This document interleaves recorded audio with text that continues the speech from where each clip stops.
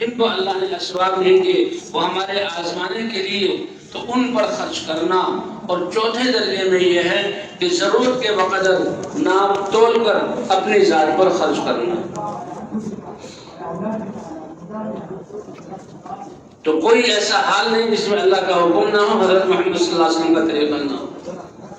تب جیسے ایمان بنانا ہے، نماز، جسے عرض کیا گیا کہ نماز کے لیے اذان، ایک دفعہ حضور صلی اللہ علیہ وسلم صفے سیدھی فرما رہے تھے، صفے سیدھی فرماتے ہوئے آخر میں عورتوں کی صف لگتی تھی مسجد نبی میں، اس زمانے میں عورتیں آتی تھی، تو آپ عورتوں کی طرف آ کے یا معاشر النساء، اے عورتوں کی جماعت، جب مؤذن اذان دیتا ہے تو تم اس اذان کو سنا کرو، اور جو مؤذن کہتا ہے تم وہ الفاظ کہا کرو۔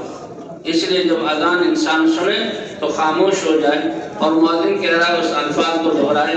مؤذن حی علی الصلاۃ حی علی الفلاح کہے تو اس وقت لا حول ولا قوت الا باللہ کہے، اور اس کے بعد پھر آتا ہے کہ یہ مسلمان ایمان والا جو ہے وہ درود شریف پڑھے اور دعا مانگے، اور اللہم رب هذه الدعوۃ التامہ، تو اللہ اس کی دعا کو ضرور قبول فرمائے گا۔ تو اے عورتوں تم اذان کو سنا کرو، اور جیسے مؤذن کہہ رہا ہے ویسے کہا کرو۔ فرمایا اس اذان کے کلمات کے جو الفاظ ہیں، ان الفاظ میں جتنے حروف ہیں، ایک ایک حرف پر تم گھروں میں ہوتے ہوئے جو اذان کا جواب دو گی، 10 لاکھ نیکیاں تمہارے نامہ اعمال میں اللہ لکھیں گے۔ کتنی نیکی لکھیں گے؟ 10 لاکھ۔ حضرت عمر رضی اللہ تعالی عنہ یہ تو تلاش کرتے تھے کہ آخرت میں کا سرمایہ کیسے بنے، فوراً پوچھا یا رسول اللہ، یہ تو آپ نے اجر عورتوں کے لیے بیان فرمایا، مردوں کے لیے کیا اجر ہے؟ فرمایا مردوں کے لیے تو اس امت کے اللہ تعالیٰ ہر لفظ ہر حرف پر اللہ جو ہے 20 لاکھ نیکی عطا فرمائیں گے، اور نماز 5 پڑھیں گے اور اللہ تعالیٰ 50 نمازوں کا ثواب عطا فرمائیں گے۔ اور نماز کے لیے انسان جب صبح اٹھتا ہے اور وضو کرتا ہے، اسی وقت سے اللہ کی طرف سے دین کے معنی ہے بدلہ، اللہ ہر عمل پر اللہ نیکی عطا فرماتا ہے۔ حالانکہ مقصود تو نماز پڑھنا، کہ وضو کرنے سے گناہ اس کے جھڑتے ہیں، اور آدھائے وضو قیامت میں چمکیں گے، اور وضو کرنے کے بعد جو مسجد کی طرف جا رہا ہر قدم پر اللہ ایک نیکی عطا فرمائیں گے، ایک گناہ معاف فرمائیں گے، اور ایک خطا ایک درجہ جنت کا بلند فرما دیں گے۔ صحابہ فرماتے ہیں کہ ہم ایک آدمی تھا جس کا گھر مسجد نبوی سے مدینے والوں سے سب سے زیادہ دور تھا، لیکن کیا ذوق والے وہ صحابی تھے۔ صبح کی نماز ہو، دوپہر کی ہو، رات کے اندھیرے کی نمازیں ہوں، تو وہ سب سے پہلے پہنچتے تھے۔ اور اس زمانے میں راستے ناہموار، اور دوپہر کو سورج کی گرمی آگ برسا رہی ہے، اور راستے میں ڈھیلے اور پتھر اور جو ہے روڑے، اور راتوں کو کیڑے مکوڑوں اور بچھوؤں سانپوں کا ڈر، اور سردی اور گرمی کی ہوائیں، لیکن مجال ہے کہ وہ نماز سے پیچھے رہے۔ وہ پیدل آتے تھے اور مسجد میں بیٹھتے تھے اور نماز پڑھ کر واپس جاتے تھے۔ تو کسی ہمدرد نے کہا لو اشتریت حمارا، بھائی تم ماشاءاللہ آ رہے ہو تو بڑی مشقت اختیار کرتے ہو، کتنا پہلے نکلتے ہو، اور پھر اونچ نیچ کے گڑھوں کے جہاں ٹھوکروں کو برداشت کرتے ہو، اور گرمی سردی کو برداشت کرتے ہو، اور یہ کیڑے مکوڑے کے کاٹ جانے کے ڈر کو برداشت کرتے ہو۔ گدھا خرید لو، اس پر سوار ہو گئے، کتنی تکلیفوں سے بچ جاؤ گے، کتنا وقت بچ جائے گا۔ اس نے کہا واہ، میں ایسے تھوڑی آ رہا ہوں، میں تو اپنے رب سے جب سے نکلا ہوں اور مسجد تک پہنچتا ہوں، جب نکلتا ہوں، ایک ایک قدم اور ان ساری تکلیفوں کا اجر کی امید رکھتا ہوں کہ اللہ مجھے اس پر اجر عطا فرمائیں گے۔ یہ سمجھ مجھے بھی ہے، لیکن بھئی اپنی جان کو اللہ کے دین کے لیے استعمال کرنے سے بچانا یہ کوئی سمجھداری کی بات نہیں ہے۔ یہاں بسوں میں جائیں گے اور کنڈیشنر بسوں میں جائیں گے، مسجد کے جہاں منہ تک پہنچیں گے اور کھانے پینے کا سارا انتظام ہوگا تو مزے کی تبلیغ بھی کر لیں گے۔ نہیں بھائی، اس میں تو پیدل چلنا، حضرت محمد صلی اللہ علیہ وسلم اللہ قادر تھے کہ براق سواری دے کر آپ کو پوری دنیا میں پہنچایا جاتا، اور آپ کے لیے آسمانوں سے کھانے اترتے، آپ کے گھروں میں فاقہ نہ آتا، بلکہ آپ کے لیے پیش کیا گیا. آپ نے فرمایا کہ مجھے یہ بات پیش کی گئی تہامہ کے پہاڑ سونے کے بن جائیں اور جہاں میں چلوں وہ میرے پیچھے چلیں، اور جتنا سونا میں لینا چاہوں تو حضور اپنے لیے، اپنی بیویوں کے لیے، 9 گھروں کے لیے اور ایک ایک صحابی کے لیے سونے کی اینٹیں بنوا کر سونے کے محلات بنوا سکتے تھے کہ روم اور فارس اس کی گرد کو بھی نہ پہنچ سکتے. لیکن اس کے باوجود فرمایا میں نے اس چیز کو رد کیا اور میں نے کہا اے اللہ، ایک دن کھانے پینے کے لیے کچھ مل جائے تو میں تیرا شکر ادا کروں اور دوسرے دن فاقے سے زندگی گزاروں کہ صبر کی جنت میں لے لوں. تو یہ صحابی کہتے ہیں کہ میں نہیں چاہتا کہ میرے پاس گدھا ہو، یہ تو اللہ دیکھ رہے ہیں اور اس کا میں اجر لینا چاہتا ہوں. حضرت محمد صلی اللہ علیہ وسلم کو پتہ لگا، حضور نے خوشی کا اظہار فرمایا اس اللہ کے بندے نے جس ثواب کی امید کی وہ سارا اس کے لیے لکھا جا رہا ہے.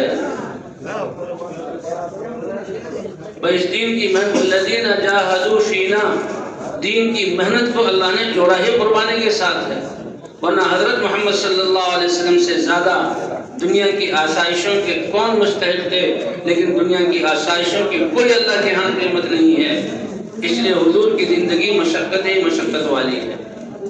حضور صلی اللہ علیہ وسلم تشریف لائے ہوئے اپنے گھر میں آرام فرما رہے، چٹائی پر قمیض اتری ہوئی تھی اور چٹائی جو ہے یہ کھجور کے پتوں کی تھی.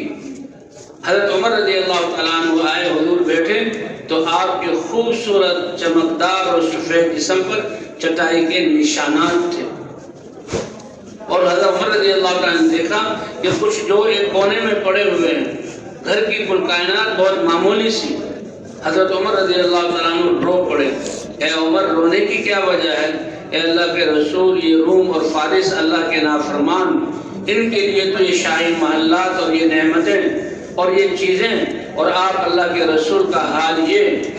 اے عمر، کیوں گھبراتے ہو، کیوں پریشان ہوتے ہو؟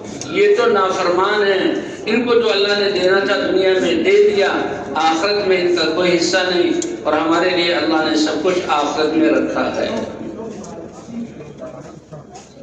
اس لیے بھائی دین کی محنت کا تعلق مجاہدے اور قربانی کے ساتھ. حضرت مولانا صاحب رحمۃ اللہ کا ارشاد ہے کہ تبلیغ کرتے ہوئے ہم آسانیوں کو تلاش کریں گے، سارے ساز و سامان کو ساتھ رکھتے ہوئے کہ آسانی سے ہم تبلیغ کریں. فرمایا تم اپنے ملکوں اور گھروں میں بھی دین پر چلنا تمہارے لیے مشکل ہو جائے گا. گھر والوں، رسم و رواج، علاقے والوں، حکومتوں اور لوگوں کی طرف سے وہ مشکل کہ دین پر چلنا مشکل. اور اگر دین پہ چلنے میں قربانی کو اپناؤ گے اور قربانی کرو گے، گرمی، سردی، مشقت، بھوک، پیاس اور ساری تکلیفوں کو برداشت کرو گے، ان مجاہدوں کی وجہ سے اللہ تعالیٰ کفر کے گڑھ جو ہیں، جہاں کوئی تصور بھی نہیں ہو سکتا کہ یہاں بھی ایمان والے ہو سکتے ہیں، اللہ ایمان کے چشموں کو بلند کر کے دنیا میں پھیلائیں گے.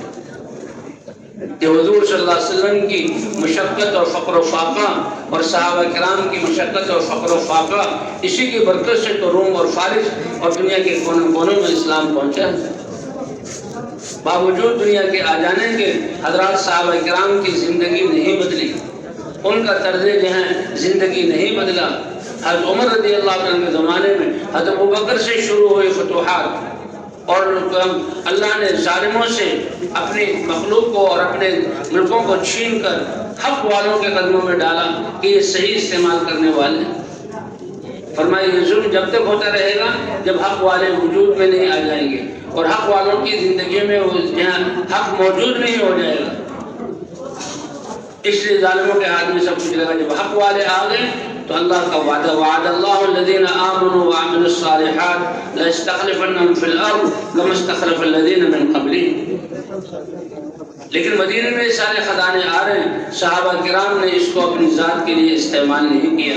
حضرت عمر رضی اللہ تعالیٰ عنہ کا لباس وہی پیبندوں والا ہے، حالانکہ ان کے ذریعے سے ہیرے جواہرات اور درہم اور دنانیر اشرفیے اور دراہیم چاندی کے یہ یتیموں اور بیواؤں اور فقیروں کے گھروں میں پہنچ رہے ہیں، لیکن ان کی اپنی زندگی نہیں بدلی. تو بھئی اللہ کا وعدہ ہے. اللہ تعالیٰ نے حضرت محمد صلی اللہ علیہ وسلم کی ختم نبوت کی وجہ سے اس دین والی محنت اور اس میں قربانی اس امت کو نوازا.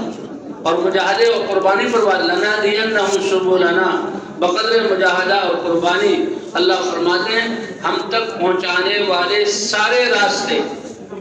کیا اللہ کا وعدہ ہے، کیا بہترین. البتہ ضرور بضرور ان قربانی کرنے والوں کو، جان اور مال لگانے والوں کو ہم اپنی ساری راہیں دکھلا دیں گے اور راہوں کو سمجھا دیں گے اور راہوں پر چلا دیں گے تاکہ یہ ہر راہ سے اللہ تک پہنچیں اور اللہ کی رضا کو پا لیں. اور جس نے اللہ کو پا لیا اور اللہ کی رضا حاصل کر لی اس نے ہر چیز کو پا لی. وَرِضْوَانٌ مِّنَ اللَّهِ اکبر، جہاں قرآن میں اللہ نے ایمان اور اعمال والوں سے جنت کا وعدہ کیا، جنت کی ایسی نعمتیں جو اللہ نے اپنے دست قدرت سے بنائی اور انسان اس کا تصور نہیں کر سکتا، وہاں پر فرمائے ایمان والوں اللہ کی رضا کا تھوڑا سا حصہ حاصل ہو جانا یہ جنت کی نعمتوں سے بھی زیادہ بہتر ہے. اب اللہ تعالیٰ نے صدیوں بعد اس محنت کو ایسے عمومی طور پر ہمیں عطا فرمایا. یہ دنیا کبھی دعوت اور علم سے خالی ہی نہیں، لیکن دعوت کا دائرہ اور علم کا دائرہ محدود ہوتا چلا گیا. اہل علم اور مشائخ جو متعلقین تھے اور ان کے پاس آنے والے تھے ان کو انہوں نے دین پہنچایا اور اس کی برکت سے یہ دین پہنچا. لیکن پوری امت مسلمہ کا فکر اور کافروں کا فکر یہ عمومی طور پر نکل گیا تھا. اللہ نے آج اس محنت کے ذریعے سے پھر امت کو اسی فکر پر ہر کلمہ کو، ہر وہ جو اپنے آپ کو کہتا ہے میں مسلمان ہوں، وہ پوری دنیا تک دین کی پہچانے کے لیے فکر مند ہو جائے اور جان اور مال کو لگائے. اللہ نے اس دعوت و تبلیغ کی وجہ سے مسلمانوں میں عام کیا. اللہ اس کے قدر دانے کی توفیق عطا فرمائے. یہی امت کی امتیازی شان ہے. صدیوں بعد جو نعمت ملی ہے تو بھائی جو زندگی ہماری اس کے بغیر گزری، ہم نے اپنی زندگی کی قیمتی سرمایہ کو کتنا گھٹیا دنیا کے لیے استعمال کیا، کتنا ہمارا نقصان ہو گیا. اور اس دین کی محنت چھوڑنے کی وجہ سے انسانیت پر ہماری طرف سے کتنا ظلم ہوا. فرمایا آج جو دنیا یہ وبائیں، یہ بیماریاں اور یہ خوف کی صورتیں، بے روزگاری ہیں اور یہ انسانیت کی پریشانی، اس کے مجرم ہم ہیں کہ ہم نے اس دعوت والے کام کو چھوڑا. حضرت عائشہ رضی اللہ عنہ فرماتی ہے کہ حضور صلی اللہ علیہ وسلم گھر میں تشریف لائے اور آپ کی سنت تو یہ تھی گھر میں آتے تو مسکراتے ہوئے گھر والوں میں مل جل جاتے، لیکن جب اذان ہوتی تو فوراً تعلق اللہ کی طرف اور پھر ایسے بیگانے کے جیسے کسی کو جانتے نہیں. اس دن آئے ایسے بیگانی کی صورت میں کسی طرف نہیں دیکھا، وضو کیا اور مسجد نبوی میں جب تشریف لے گئے تو میں سمجھ گئی کہ کوئی اور خاص امر پیش آیا ہے. یہ ان قد احضرہ شیء، اور اس لیے مسجد میں گئے ہیں. فلسقت بالحجرۃ استمع ما یقول، میں نے کان لگا لیے اس پتلی سی دیوار پر کہ حضور کیا فرماتے ہیں. تو حضور منبر پر تشریف فرما ہوئے اور اللہ کی حمد و ثنا کے بعد فرمایا لوگوں یہ صحابہ کو کہہ رہے ہیں جو 100% اللہ کے حکموں پر چلنے والے اور 100% دعوت پر لگانے والے، ایمان والوں سے ذرہ برابر پیچھے ہونا تصور نہیں کیا جاتا. ان کو کہہ رہے ہیں مرو بالمعروف ونہوا عن المنکر، اس نیکی کے حکم کو کرنا، برائیوں سے روکنا، یہ دعوت والا کام مستقل کرتے رہو، کیونکہ اس کے چھوٹنے سے پھر ایسی نوبت آ جائے گی یہ امت اور مسلمان اللہ کی نظروں سے اتنا گر جائے گا اور اللہ ایسے ناراض ہو جائیں گے کہ یہ پھر دعا بھی تم دعا مانگو گے اللہ قبول نہیں کریں گے، اور تم سوال کرو گے اللہ سے، اللہ فرماتے ہیں میں تمہارے سوال کو پورا نہیں کروں گا، اور تم دشمنوں کے خلاف مدد چاہو گے میں تمہاری مدد نہیں کروں گا. بس یہ کلمات فرمائے اور وہ اتر گئے کہ امت کے زوال کا سبب اس دعوت کو چھوڑنا. اور مولانا الیاس صاحب رحمۃ اللہ علیہ پر اللہ نے کھولا کہ اس کا علاج دعوت پر دوبارہ آنا.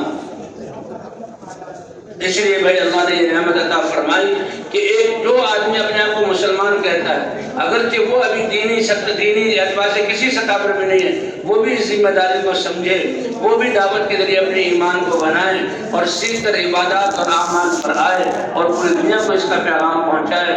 اللہ نے اس کے ذریعے سے کروڑوں مسلمانوں کو متحرک کر دیا اور اللہ کے راستے میں نکلنے والے بن گئے. تو بھائی اس لیے جو پچھلی زندگی جو اس کے مجرم ہم ہیں، اس لیے پچھلی زندگی کی کوتاہی پر اللہ سے معافی مانگنا اور امت کی ناقدری کی ایسی نعمت چھینی اس کی معافی مانگنا امت کے لیے اور بھائی آئندہ کے لیے عزم کرنا. ہمیں فرماتے لاکھوں اور ہزاروں نہیں، چند سو ان صفات کے ساتھ کرنے والے بن جائیں جن صفات پر صحابہ نے کیا تو اللہ عالم کے نقشے کو بدل دے۔ فرمایا وہ کون سی صفات ہیں کہ جب نکلنے کے لیے کہا جائے نکلتے نکلتے، کہاں شروع میں 50-60 سال پہلے 3 دن کے لیے نکلنا بھی بھاری تھا، اور آج سال اور 7 ماہ کے نکلنا اللہ نے آسان کر دیا، اور 4 ماہ کے لیے نکلنا اللہ نے آسان کر دیا۔ یہ اللہ کا فضل ہے، یہ اللہ کا فضل ہے کہ اللہ نے آسان کر دیا۔ فرمایا جب نکلنا، کتنے نکلنے والے ہو جائیں، اب تو بچے سالانہ چلا رہتا ہے نکلو، 4 مہینے کے ارادے کرو نکلو، 7 مہینے کے ارادے کر لو، ترغیبوں کے بعد ہم اٹھتے ہیں۔ جب کہا جائے یا اہل اللہ ارکبی، تو مسلمان اپنی جان اور مال کو لے کر کہ جان چلی جائے، اللہ کے راستے میں جانا ہے، اور جب تک کام پورا نہ ہو واپس نہیں آنا۔ جب نکلنے کے لیے کہا جائے نکلنے والے بن جائیں، اور جہاں بھیجا جائے چاہے اسباب ہو نہ ہو ہم وہاں کا رخ کر کے چل پڑیں، اور جن کے ساتھ بھیجا جائے چاہے ان سے مانوس ہو یا مانوس نہ ہو ان کے ساتھ چل پڑیں، اور جتنے وقت کے لیے بھیجا جائے اتنے وقت کے لیے اپنے آپ کو پیش کر دیں۔ پھر اللہ اپنی قدرت کو ظاہر کریں گے کہ پھر ملکوں کے ملک کی تقدیروں کو اللہ بدل دیں گے۔ اب تو شیروزے کی جماعت مشکل سے بڑے خوش ہو جاتے ہیں، حالانکہ شیروزہ ہم کا اپنے مقام کا کام ہے۔ چلے کی جماعت نکل جائے تو بڑے سعادت مند سمجھتے ہیں۔ 10,000 کا محلہ ہے اور 10,000 کے محلے میں سے 10 آدمی 7 آدمی چلے کے لیے نکل گئے، ہم خوش ہو گئے۔ بھائی خوش تو ہونا چاہیے، اس پر شکر تو کرنا چاہیے، لیکن 10,000 میں سے 9,993 جو رہ گئے ہیں ان کی فکر کیوں ہم سے چلی جائے؟ یہ خوشی ان کی فکر کو دبا دے۔ اے اللہ نکلنے والے بھی بہت کم، جو رہنے والے ہیں وہ بہت زیادہ، ان کے لیے رونا، ان کے پاس جانا، ان کی منت سماعت کرنا، ان کے لیے تھکانا۔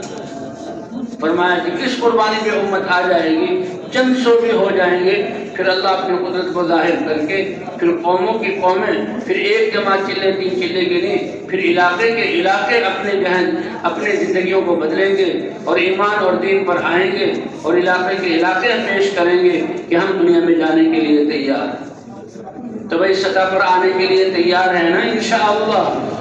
ہاں، نماز کے لیے بھی نکالا جاتا ہے، ہمارے دعوت کے اتنے مشورے کے لیے نکلو، مسجد میں آؤ، تعلیم کے لیے اپنے دکانوں کو چھوڑ کر مسجد میں آؤ، روزانہ کے ملاقاتوں کے لیے ایک مشق اور ہمارے کوشش کی جا رہی ہے کہ اللہ کے دین کے لیے ہمیں سب کچھ چھوڑنا جو ہے وہ آسان ہو جائے۔ اب تو 2.5 گھنٹے مشکل سے دیتے ہیں، اور جیسے عرض کیا جا رہا ہے جب پکارا جائے، جتنے وقت کے لیے کہا جائے، جہاں بھیجا جائے ہم تیار ہوں، اللہ اس سطح پر پہنچا دے۔ تو سب سے پہلے تو بھائی ہمارے اللہ فرماتے تھے کہ ہم اپنی زندگی کا مقصد یہ بنائیں گے نہیں بلکہ بنا لیا کہ اللہ یا تیرا کلمہ بلند ہو جائے اور امت حضور کی محنت پر کھڑی ہو جائے اور ہماری زندگی اس کے لیے صرف ہو جائیں۔ تو بھائی اس کے لیے تیار ہیں سب انشاءاللہ؟